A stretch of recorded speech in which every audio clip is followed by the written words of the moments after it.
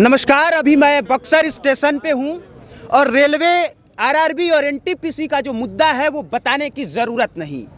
ये बताने की ज़रूरत नहीं है कि जब जेईई मेंस और नीट की परीक्षाएं कराई जाती हैं तब वो सारी परीक्षाएं समय से कंडक्ट कर ली जाती हैं, रिजल्ट भी समय से दे दिया जाता है।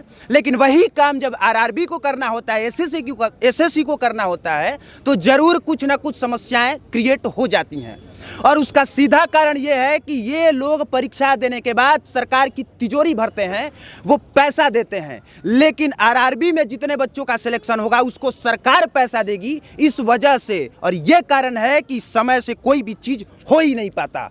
और इस मुद्दे पर हमारे साथ बात करने के लिए मनीष कश्यप हैं, सच तक के पत्रकार हैं। पहले ये बताइए, आपने इतना सारा इंटरव्यू किया, इतनी सारी चीज़ें देखी, सरकार ज़्यादा दोषी है या छात्र? सरकार दोषी है और सरकार के अधिकारी दोषी है। देखिए, समस्या क्या है कि जो अधिकारी आज सचिव लेवल के बड़े लेवल पे बैठे हैं वो कहीं नहीं तो कहीं कांग्रेस के सरकार में सेलेक्ट हुए थे। किसके सरकार में सेलेक्ट हुए थे?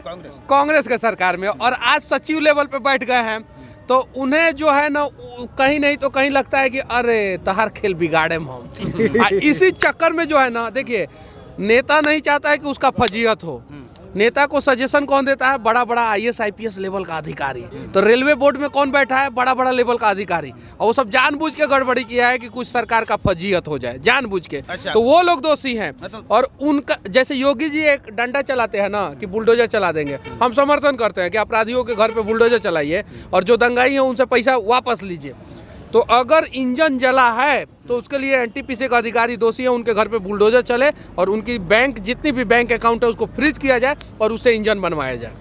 देखिए, ये बहुत बड़ी बात इन्होंने कही कि छात्रों पर बुलडोजर चलाने के बजाय उन अधिकारियों पर बुलडोजर चलाया जाए जिसकी वजह से ये हुआ, और सरकार को यही करना चाहिए।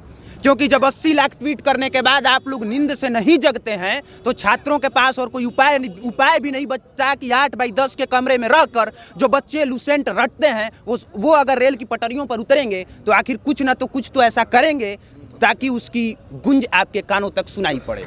खान सर से बीच में बातचीत हुई है आपकी? देखिए, मैं बस पहले ये बताइए, खान सर से बीच में बातचीत हुई है? बहुत सारे मुद्दों पे बातचीत हुई है। तो क्या लगा, गिरफ्तारी हो जाएगी कि नहीं? देखिए, हिम्मत ही नहीं है।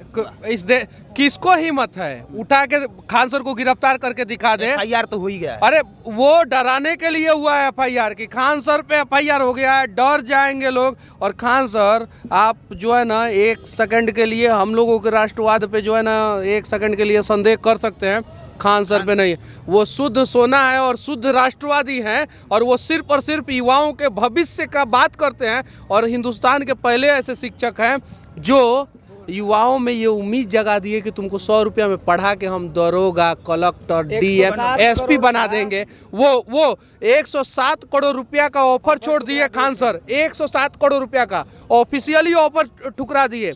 और आज जो है बच्चों को पढ़ाते हैं और उनके ऊपर एफआईआर कर दिया गया। आज अगर बच्चे के गार्जियन खान सर को टूट जाने देंगे, बिखर जाने देंगे तो फिर दोबारा कोई खान नहीं आएगा, पहला चीज।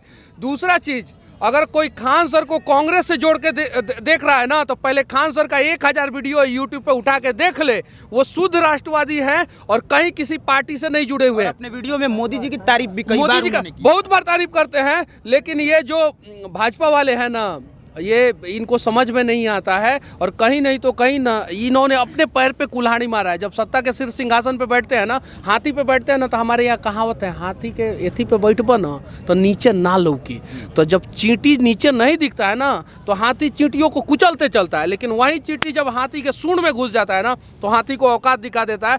तो सरकार से विनती है कि हम जनता अगर आपके नज़र में चींटी है तो आप जितना कुचल रहे हैं कुचलिए, लेकिन जिस दिन हम लोग आपके सूंड में घुस जाएंगे ना, आपकी औकात पता चल जाएगी कि आप किस औकात के हैं। बिल्कुल।